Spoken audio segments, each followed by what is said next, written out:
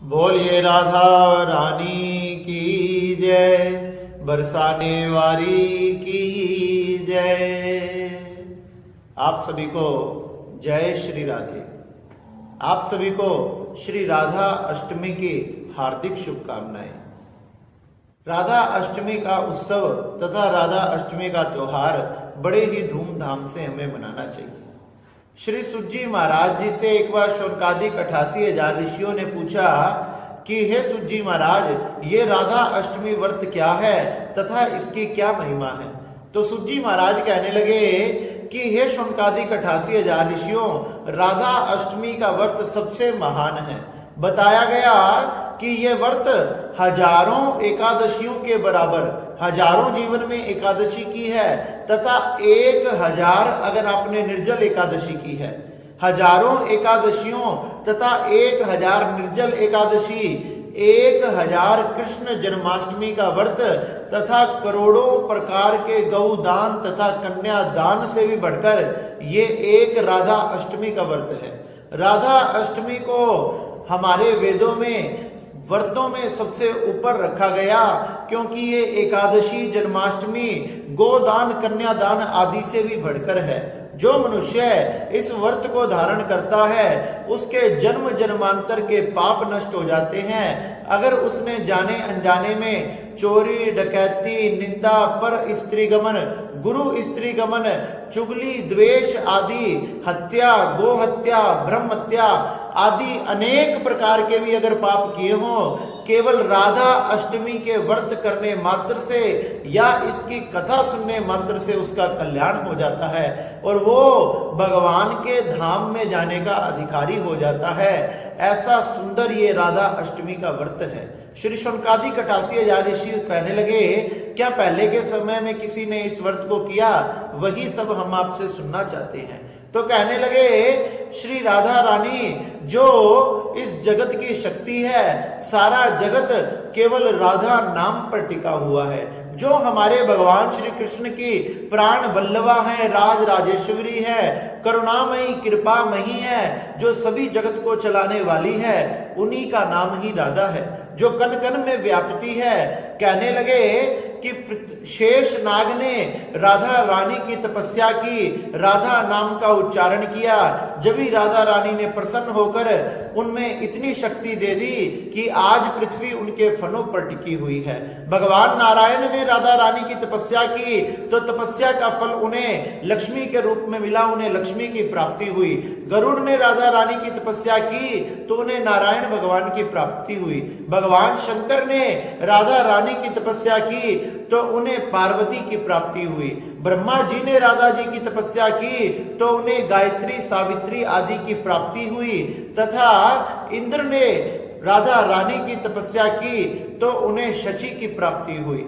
कहने लगे, कश्यप ऋषि ने राधा की तपस्या की तो उन्हें अदिति की प्राप्ति हुई। इस प्रकार से धर्म ने जब राधा रानी की तपस्या की तो उन्हें अपनी शक्ति पत्नी मूर्ति की प्राप्ति हुई। इस प्रकार से नंदी ने राधा रानी की तपस्या की तो उन्हें भगवान शंकर की प्राप्ति हुई। समस्त जगत राधा नाम पर टिका हुआ है क्योंकि राधा नाम ही सभी पापों को नष्ट करने वाला है। राधा राधा रटत ही सब व्याधा मिट जात, कोटि जन्म की आपदा राधा नाम सो जाए। केवल राधा नाम एक बार उच्चारण करने मात्र से हमारे करोड़ों जन्मों के पाप जलकर नष्ट हो जाते हैं। ऐसा दिव्य ये राधा नाम है। ब्रिज में कण कण में राधा समाया हुआ है, हर कण कण से राधा निकलता है। राधा नाम की बड़ी शक्ति है और इनका व्रत भी बड़ा शक्तिवान है। श्री सुजी महाराज कहने लगे, पद्म पुराण में कथा आती है कि एक बड़ी ही सुंदर स्त्री थी। अपने रूप के कारण वह अपने रूप के कारण चारों तरफ बड़ी विख्यात थी तथा इतनी रूपवती थी कि धन के लोक में आकर पर पुरुष का गमन करने लगी। इस प्रकार से नाना प्रकार के पाप करती रही और धीरे धीरे पाप में तर होकर पाप में डूब गई। सारा जीवन उसने पाप किया, सारे जीवन अपना पाप में ही नष्ट कर दिया तथा एक बार वो भ्रमण करते हुए जैसे ही नगर से निकल रही थी, निकलते हुए उसने अपनी आंखों के सामने देखा कि कुछ वैष्णव लोग राधा जी की पूजा कर रहे हैं। उसने जाकर देखा कुछ संत महात्मा श्री राधा रानी को, श्री ठाकुर जी को गंगा जल से पंचामृत से अभिषेक करवा रहे हैं, सुंदर आभूषण पहना रहे हैं, सुंदर व्यंजनों का भोग लगा रहे हैं, सुंदर वस्त्र पहना रहे हैं। उसने मीठे शब्दों में कहा कि हे महात्माओं, आप ये क्या कर रहे हैं? उन्होंने कहा कि ये राधा अष्टमी का व्रत है, इसको धारण करने मात्र से, इसकी कथा सुनने मात्र से जीव का कल्याण हो जाता है। और वो लोक जो गोलोक धाम है, जो विष्णु लोक से भी 50,000 योजन ऊपर है, जिस धाम की प्राप्ति जल्दी से नहीं होती, वो नित्य धाम जिसमें भगवान श्री कृष्ण और राधा रानी हमेशा वहां नित्य लीला करते हैं, जीव वहां जाने का अधिकारी हो जाता है। कहने लगे, उसने कहा कि मैंने भी अपने जीवन में बहुत से पाप किए हैं, इसलिए मैं भी इस व्रत को धारण करना चाहती हूँ। इस व्रत की कथा सुनी तथा सुबह से तो कुछ खाया पिया नहीं था। उसने भी संकल्प किया कि मैं इस व्रत को करूंगी। संकल्प करने जैसे ही वहां से लौटने लगी, लौटते समय उसका पैर एक सांप पर गिर गया तथा सांप पर पैर पड़ जाने के कारण उस सांप ने उसका दंशन कर लिया। उसी समय यमदूत के काले काले दूत उसे लेने के लिए आ गए, काल पाश में, यम पाश में बांधने लगे। जैसे ही बांध कर उसे ले जाने लगे, इसने में ही भगवान कृष्ण के, राधा रानी के पार्षद वहां प्रकट हो गए।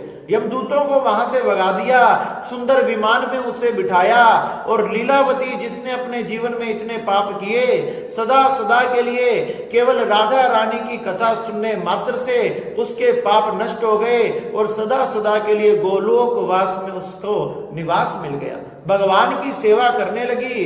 कहने लगे, सुजी महाराज, इस प्रकार से राधा अष्टमी का व्रत बड़ा ही शक्तिवान है। और तो और ब्रह्म व्रत पुराण में कथा आती है कि एक बार सुयज्ञ नाम का ब्राह्मण था, उसने 100 वर्षों तक राधा रानी की तपस्या की। राधा रानी के इस दिन भगवान माता राधा रानी का नाम लेते हुए उन्हें दिन व्यतीत करना चाहिए। ओम राम राधिके स्वाहा, ओम राधिके स्वाहा, ओम ह्रीम श्रीम राधिके स्वाहा, इन मंत्रों का हमने उच्चारण करना चाहिए। और ये मंत्र हमें ना भी आए तो केवल राधा राधा राधा राधा हमने रटना चाहिए, क्योंकि राधा नाम ही जगत को कल्याण करने वाला है। तथा उस ब्राह्मण ने भी 100 वर्षों तक राधा नाम को रटा, इन मंत्रों को जपा। देवी ने प्रसन्न होकर उसको दर्शन दिए तथा अपने गोलोक धाम के दर्शन कराए, जिनके दर्शन करना, जिस गोलोक में जाने के लिए संत महात्माओं को करोड़ों वर्ष लग जाते हैं, करोड़ों वर्षों की तपस्या लग जाती है, जन्म जन्मांतर बीत जाते हैं, फिर भी उस गोलोक धाम के दर्शन नहीं हो पाते, वहां तक लोग पहुंच नहीं पाते। ऐसे उस सुयोग नाम के ब्राह्मण को गोलोक धाम दिखाया तथा राधा रानी कृपा कर उसे अपने साथ ले गई। इस प्रकार से जो धूमधाम से राधा अष्टमी का उत्सव बनाता है, कृष्ण जन्माष्टमी से भी बढ़कर राधा अष्टमी का ये उत्सव बनाता है। देवी राधा रानी जो राज राजेश्वरी है, इस ब्रह्मांड की देवी है, इस शक्ति है, समस्त जगत को चलाने वाली है, वह उन पर बड़ी कृपा करती है। उनके जन्म जन्मांतर के संकटों को, पापों को नष्ट करके उनका जीवन मंगलमय कर देती है, क्योंकि वो तो बरसाने वाली है। वो तो बरसाने वाली है जो अपनी कृपा बरसाती रहती है और भक्तों को प्रसन्न करती रहती है। इसलिए हमारी लाडली जी का, हमारी हृदय में विराजमान रहने वाली उस अद्दाष्टरी देवी का, उस देवी का जो बरसाने वाली है, हमने उनका पूजन धूमधाम से करना चाहिए, उनका ये उत्सव धूमधाम से बनाना चाहिए। जो राधा रानी का इस प्रकार से धूमधाम से उत्सव बनाता है, उनके व्रत को धारण करता है, उनकी कथा को सुनता है, उसे इस जगत में वापस नहीं आना पड़ता तथा वह सदा सदा के लिए राधा रानी के, हमारे श्री बांके बिहारी के चरणों में निवास करता है। इस प्रकार से हमने धूमधाम से श्री राधा अष्टमी का ये उत्सव बनाना चाहिए। इसलिए आप सब भी मिलकर बोलो, बरसाने वाली की जय, राधा रानी की जय। जय जय श्री राधे।